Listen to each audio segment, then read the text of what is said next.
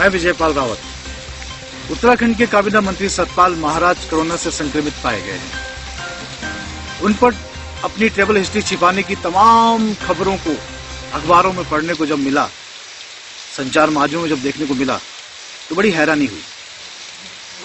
यही बात हम 10 दिन पहले रवाई के एक नौजवान जो डकैत गांव का हमारा छोटा भाई प्रवीण जाड़ा है, उसके बारे में कह रहे थे कि एक आदमी आपके पूरे गवर्नमेंट के सिस्टम से आया, उन्हीं बसों में आया, उन्हीं सारे प्रपत्रों में आया, आपने उसको यहाँ क्वारंटाइन किया, उसके बाद आपने उसको एम्स रेफर किया, आपका धन्यवाद।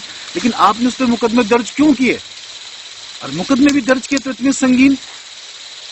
और जब भारत का संविधान कहता है कि विधि के समक्ष सब समान हैं, तो आज जब राज्य के काबीना मंत्री सतपाल महाराज जी, जो इस राज्य की एक आध्यात्मिक पहचान भी हैं, वो कोरोना से संक्रमित पाए जा रहे हैं।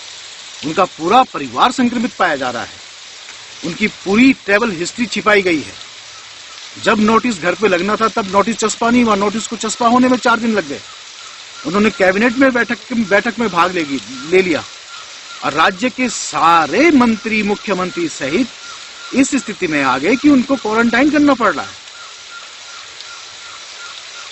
ऐसी स्थिति में पूरा राज्य सोशल मीडिया पर आपसे पूछ रहा है कि क्या अब सतपाल महाराज जी जो काबीना मंत्री हैं उत्तराखंड सरकार में, उनके खिलाफ भी उन धाराओं में मुकदमा पंजीकृत होगा? अगर होगा तो कब होगा? इतना विलंब क्यों? प्रवीण जाड़ा पे क्यों इतनी जल्दबाजी सरकार ने ले ली? और अगर मंत्री महोदय बहुत स्पेशल सिचुएशन से हैं, अगर आप कोई विशेष प्रावधान उनके लिए करना चाहते हैं, कैबिनेट से या सरकार कोई करना चाहती है, तो हमारा हाथ जोड़ के आपसे अनुरोध कि वो डकैत गांव का जो नौजवान है प्रवीण जाड़ा, उससे मुकदमे वापस ले लीजिए महाराज। हमारा बहुत ज्यादा विमर्श नहीं है। हम नहीं आपसे राष्ट्रीय अंतर्राष्ट्रीय मुद्दों पे बात करने जा रहे, ना ही राज्य की किसी नीति पे बात करने जा रहे हैं। हमें अपने बीच आए हमारा जो प्रवास में जो नौजवान जो बेरोजगार है, जो उत्तराखंड की बेरोजगारी की वजह से यहाँ से भागा है, वो घर आ रहा है। उस बेचारे को पता भी नहीं है, उस घर में उसकी बूढ़ी माँ रो रही है कि बस मेरे बेटे को छुड़वा दो। मैंने कहा, बार बार कहा, मैंने पिछले अपनी पोस्ट में भी आप लोगों से कहा था कि किसी व्यक्ति की मान प्रतिष्ठा बहुत अलग चीज होती है। एक कामगार व्यक्ति घर लौट रहा है, उस पर 307 का मुकदमा, आपराधिक मुकदमा जो गैंगस्टरों पे लगता है, इस तरह का मुकदमा उस पर पंजीकृत कर दिया गया। वो बीमारी से ठीक भी हो जाएगा तो अपनी मान प्रतिष्ठा को कैसे मेंटेन करेगा? जब पुलिस का कोई नौजवान कांस्टेबल जाएगा समन का कागज लेकर के, और जब उसे जज के सामने बेगुनाह होते हुए भी अपराधी की तरह खड़ा होना पड़ेगा, तो उसकी मान और सम्मान का क्या? वो इस राज्य का नागरिक है। तो हमारा आपसे यही अनुरोध है, माननीय काबीना मंत्री महोदय और सरकार, जितनी तेजी आपने प्रवीण जाड़ा के मुकदमों को दर्ज करने में उठाई, उतनी ही तेजी आप मुकदमे वापस लेने में उठाइए। हम महाराज जी के खिलाफ नहीं चाह रहे हैं कि आप कोई मुकदमा दर्ज कीजिए। हमें क्या हासिल हो जाएगा उससे? हम पहाड़ के लोग, हम रवाई के लोग, हमारी अपनी जल जंगल जमीन की लड़ाइयां, उनके मुद्दे आएंगे आपके पास, के भी आपके कृषि मंत्रालय में, आपके पर्यटन मंत्रालय में आपसे बात करेंगे। ये जो टूरिज्म सेक्टर बर्बाद हो गया उत्तराखंड का, ये कैसे डेवलप होगा? उसके लिए आपके साथ विमर्श होगा, योगदान होगा, सहयोग होगा।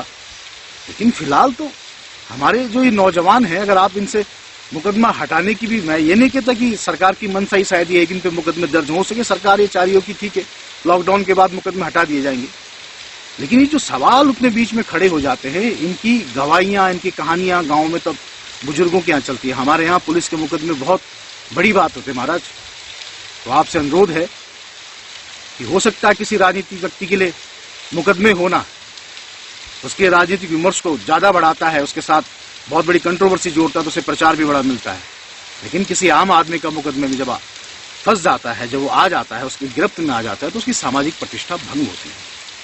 वो अपने रोजगार से भटकता है, फिर वो नशे पान की तरफ जाता है, शराब पीता है। फिर पूरी जो व्यवस्था है उसमें हमारे पहाड़ की जो महिला है वो प्रभावित होती है, जिसे इस उत्तराखंड के डेवलपमेंट की इकाई होनी चाहिए थी, वो महिला प्रभावित होती है इन सारी परेशानियों से। आप दुनिया का इतिहास उठा करके देख लीजिए, कोई भी गदर, कोई भी इतिहास, कोई भी विध्वंस, चाहे उसमें लड़ाइयां पुरुषों ने लड़ी, लेकिन उसका जो परिणाम है, महाभारत में अगर युद्ध हुआ, लाखों करोड़ों लोग मरे, तो उनकी जो विधवाएं थी उन्होंने एक जीवन को जिया है। तो जब इस तरह की सामाजिक अव्यवस्थाएं होती है, कुचक्र होते हैं, तो उसमें आम आदमी मारा जाता है। तो परवीन जाड़ा के मामले में आज से 10 दिन पहले जो हमने पोस्ट डाली, उसमें आप सब लोगों ने, जितने भी सोशल मीडिया पे हमारे साथी हैं, जो इस वीडियो को भी आप देख रहे हैं, उन्होंने बहुत सहयोग दिया। मैं तहे दिल से उनका धन्यवाद करता हूं। धन्यवाद इसलिए कि आपकी इस बात पे समर्थन आने से हमें ताकत मिलती है, हमें ऊर्जा मिलती है, हमारे अंदर हिम्मत आती है। ये हिम्मत हर किसी के अंदर आनी चाहिए।